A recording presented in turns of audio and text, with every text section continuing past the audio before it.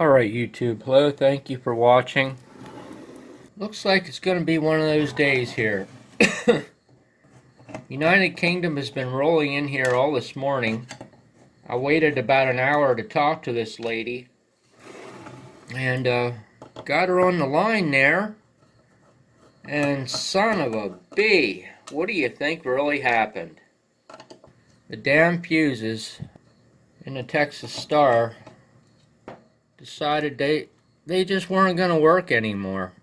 So had that happen before. So I have a feeling the next video you're going to see me do is the final fix for these jackass fuse holders and fusing on the Texas Star 500V. Because I really didn't want to lose that lady this morning. I worked so hard to get her on the line there. She had a great signal on me and kablammy. That was all she wrote. So I felt like a real jackass. That's kind of unrelated. So I fix radios much better than I talk on radios. And you know, if you knew me really well, you would understand that. I don't have a lot of luck.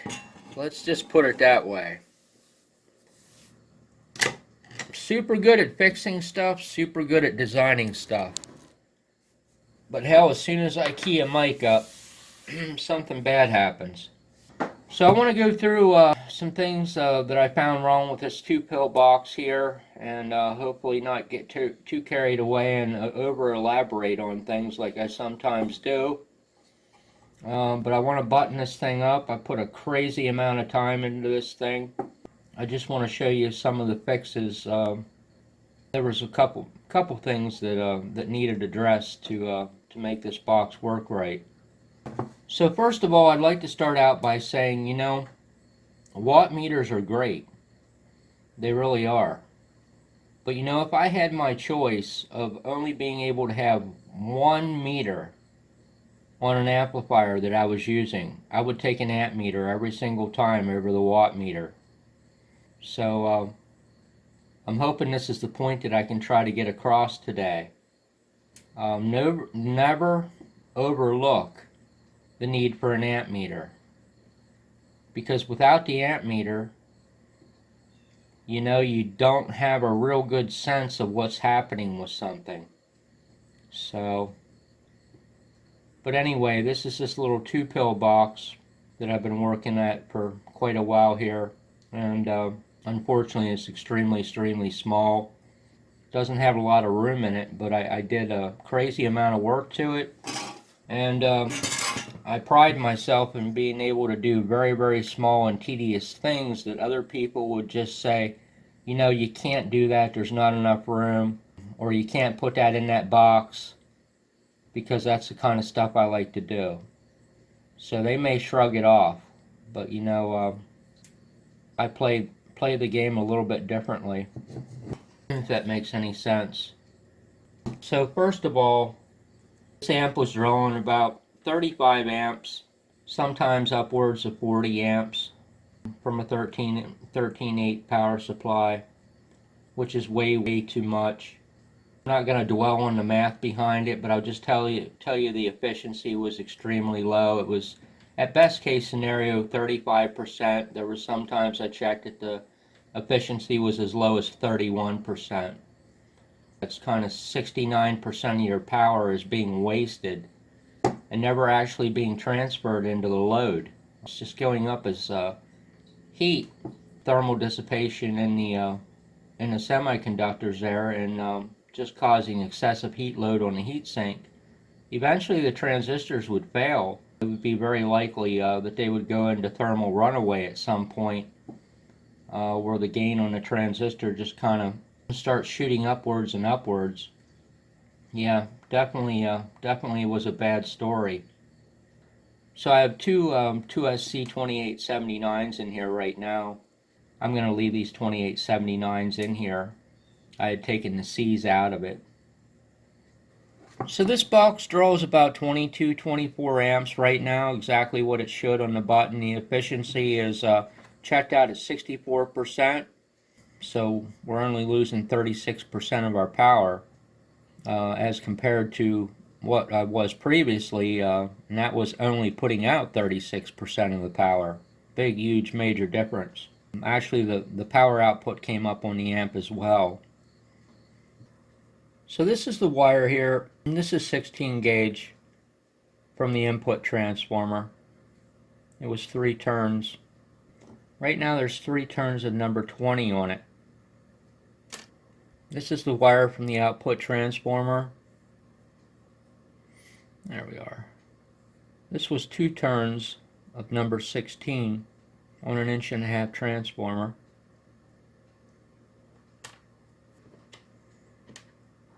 This is the wire from the RF choke. There was a double layer of 2 turns right there. Now the RF choke was not fed over here on the center tap of the output leg of the transformer. The RF choke was feeding power onto the input of the output transformer at the collectors, like you would on a Class C amplifier. So one of these wires was soldered on this side of the transformer, and one of these wires was soldered on that side of the transformer, with the 2 turns over here to B+. In my mind, that's not an acceptable practice to do that. When I checked the inductance of this choke here, it was 1.2 microhenries, which seemed a little bit low to me. And if you do the inductive reactance on that, I think that comes out to about 200 ohms of inductive reactance. And in my mind, that didn't seem like it was quite enough. So I rewound it with 3 turns, same number 16, only pulled the power over here onto the output where the power should be. There's 3 turns of number 20 on the output transformer now. And when you look at this piece of wire here, and I hope I don't become redundant at some point in time, if you could accurately measure the resistance of this piece of wire, which is going to be extremely, extremely small, but if you took the DC resistance of this wire and you calculated the inductive reactance of those 2 turns that was sitting there on the output transformer, and you took that inductive reactance and divided that by the resistance, you would get the Q of that inductor. So as your conductor diameter goes up, or something in the conductor causes the resistance of that wire to drop, that affects the Q. So using number 16 wire on an output transformer jacks the Q incredibly, incredibly high. When I checked the Q of this output transformer, I had to look 3 times at that damn display to make sure that I wasn't misinterpreting what it said. And it was over 1,000. That's crazy high. Taking this down to 20 gauge wire brought that Q down to something that's a little bit more reasonable, about 120. So when you look at Q of a circuit, and certainly I'm no expert here, but I can only tell you what I know and what I've been taught and what's correct, but I'm sure there's probably people out there that could elaborate on it 1,000 times more than what I can, but I'm just going to look at it in basic terms, as basic as I can. As that Q goes up, the Q is going to affect the bandwidth of that circuit. On my video, I stated that Q is frequency over bandwidth. So as your Q goes up, your bandwidth becomes very, very narrow in comparison to a lower amount of Q. So if you're kind of looking at 2 posts, 2 solid objects sitting there, and visualizing that as your amplifier, as the Q on that goes up, you're going to pass a much narrower narrower range of frequencies um, through as opposed to having a Q that is much lower, where you can pass a wider range of frequencies through there and they'll be reproduced, if that makes any sense at all. So that would be considered to be bandwidth.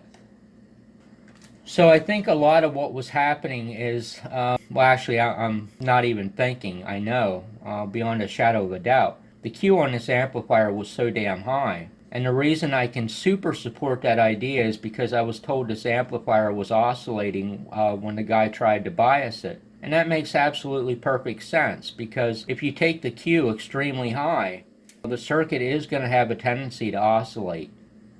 And also dropping turns off of the transformer basically build up a shit pile of RF energy or RF current within the collector emitters that wasn't going out to the load. So when you take all that and you put those two factors together, that would be more than enough to make this amplifier oscillate. There's no doubt in my mind about that, because a very, very large percentage of the power was never being transferred through the transformer. So that all makes perfect 1000% good sense to me. So my advice would be, and like I said, I say this in all my videos, I'm just a very, very small fish in a pond, and there's an entire ocean out there that's beyond me. But maybe someday somebody will actually accidentally or intentionally run into one of my videos and need to get some piece of valuable information. And I would have to say to a person, if you want to build a box, that's super cool, but before you go buy a power meter, buy an amp meter. I mean, absolutely, because you're not going to know a hill of beans what that box is doing by that watt meter. That watt meter is not going to tell you jack squat. I mean, I'm just going to come right out and tell you, and you can laugh at me all you want, but with that amp meter sitting over there, I can tell you what the power output is on the box based on some basic efficiency calculations. So, that watt meter there really doesn't mean nothing. It really truly doesn't. And I'm not saying, don't use watt meters. I'm just saying if it came right straight down to it, and I've done this over the course of 6 months. I have this Texas Star here. I never put a damn watt meter on this amp the whole time I had it. I had the amp meter on it. And from the amp meter, I knew what the box was doing. I'm sticking to my guns here. Just trying to think if there was anything else any other important points that I wanted to make that might help somebody learn. I certainly don't know. I wish I knew as much as the gentleman who taught me a few things. So I can only tell you what I know, and things that I don't know, I will simply tell you, no BS. Hey man, I have no damn idea on that, but when I know something, I know it. So anyway, I think what I'm going to do here is go ahead and set the idle current on this box. I just did a couple basic calculations here on the calculator. You can't beat these guys right here. I mean, if I could make a billboard and put this billboard out there, this is what it takes to make stuff work.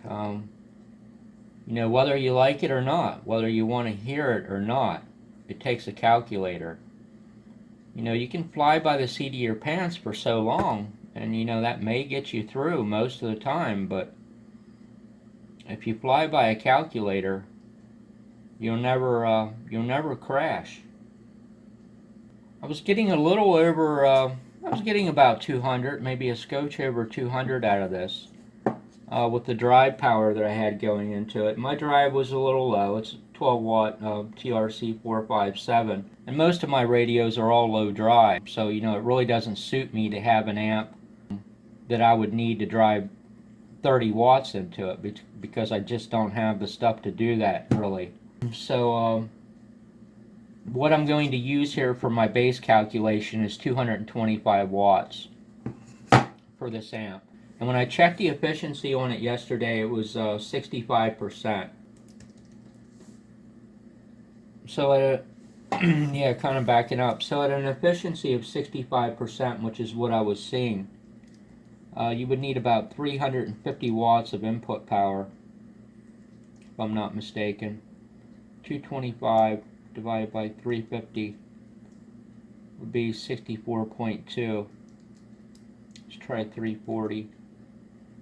225 divided by 340 would be 66%. We might get 66% out of that, I might.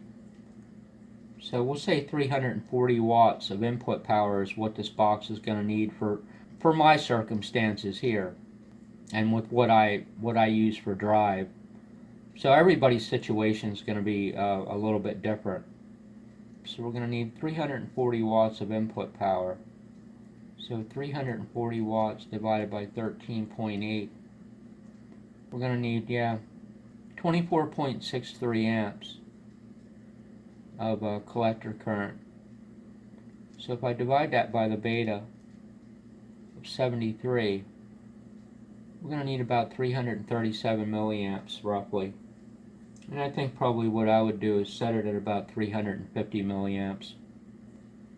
Probably could actually get set up a little bit higher than that, but I had to change out two resistors here because I originally had a 47 microhenry choke in here at one point in time, and I don't know why. I guess I like making work for myself. I get things done a certain way, and then one little thing about it doesn't suit me, so then I change it, and then when I change that, of course, you know that's how electronics works. When you change one thing, it causes a domino effect, and you got to change 20 other things to compensate for it. So when I put the original RF choke back in there, it futzed everything up. My voltage regulator adjustment was no longer right, and the only way to really trim it out was to change the resistor. Otherwise, I would have had to redo all the math and tear the voltage regulator out of it. But anyway, got the idle current set at 350 milliamps, which will be good for about 225 watts. So I'm getting ready to put her back together. I made some improvements to the fan on this. The fan that was in it was, actually the fan that was in it wouldn't even run. I'm not sure what was up with that. It was kind of DOA. So I put a nice Nidec Beta 5 in there. It's a 270 milliamp fan at 12 volts, so it's going to have real good airflow. It's going to be much greater than 35 CFM. Because kind of the problem you run into, and I think oftentimes, you know, people don't realize this stuff, is when you set a fan down in a box and you expect the fan to hit on all kinds of odd surfaces at odd angles, and then funnel itself down here into the corner and blow back. I mean, air just doesn't work that way. It doesn't. If you looked at the air ducts in your house, you would see that everything is smooth. Everything has nice transition points on it, and air will just skate right through. But when you set a fan down into a box like this, I mean, you just don't effectively get the airflow to travel. It's very, very inefficient, to say the least. So I cut the top out. That would kind of take away some turbulence and maybe a small amount of static pressure to get some more airflow going in this box. But no, it just makes the fan operate under a higher static pressure, which can certainly cut down on the life of the fan.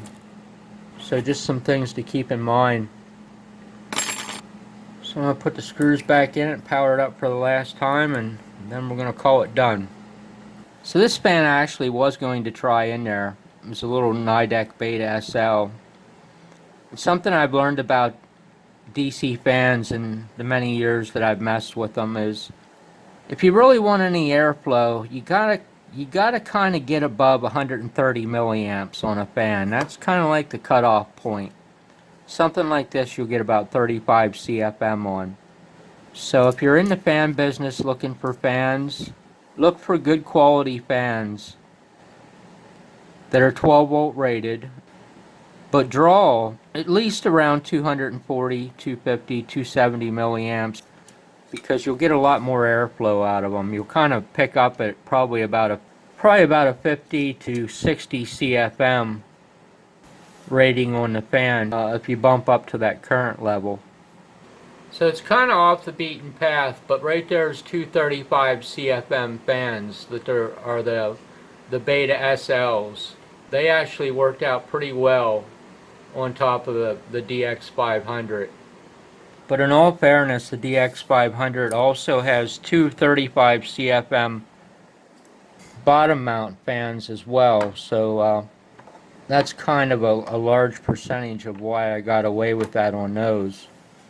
But those fans up there on the Texas Star, I mean, even if you're really getting on it, that fan controller might come on for, you know, maybe 30, 40 seconds or so and go off. Kind of on a different subject. So let's see what we get out of it here. Not that that's super important, but not that that carries as much weight as more important things. Hello. Hello, check, hello, hello. It's kicking just a little bit over 200 when the ALC kicks in. Out of 12 watts PEP, which is pretty much right on. Hello. Hello, check, hello. So a little over 200 there, 12 watts. That's going to be a power gain of somewhere around about 12.2 dB, which is pretty much spot on. I would guess if I did some fine tuning on it, I might be able to squeeze 20, maybe 25 or so out of it yet, but I'm not even really sure that's really worth it at this point. Hello. Hello, check, hello. So about 22.5 amps. Basically is what we got. Hello, check, 1, 2, 3, 4, 5, 1, 2, 3, 4, 5, hello. Looks like it has enough bias on it. Hello, 1, 2, 3, 4, 5, 1, 2, 3, 4, 5. Could be just a scotch to the light side there maybe. Might have to bump it up a little bit, but that's no big deal. All the fuzz is gone. So if I need to bump it up, all I have to do is just bump it up on the control in there. So I definitely got room to go up. I can go up to about 750 milliamps if I need to. So I made a lot of overhead there, or overhead cushion on top. Hello, check, hello. So the SSB delay looks like it's gonna be pretty good there. I don't think I'm really gonna have to mess with that. It's gotten a little warm.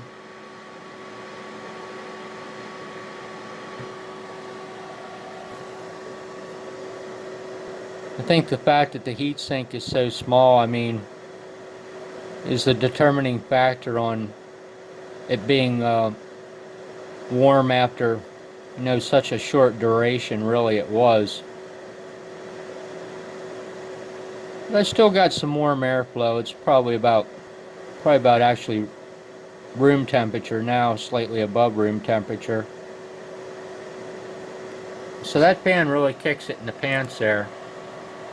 That's kind of why I jumped up to that, because the box was just too small. The heatsink was way too small for the transistors that was in there.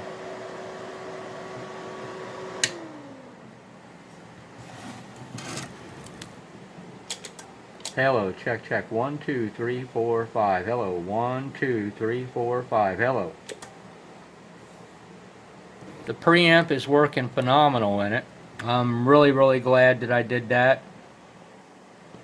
It's got a lot of gain to it, and doesn't have a really extraordinary high amount of noise by any means. It can be actually pretty useful on some of these DX contacts. So anyway, enough about all this crap. So hey, I appreciate you watching my video very much. Everybody out there, have themselves a great day.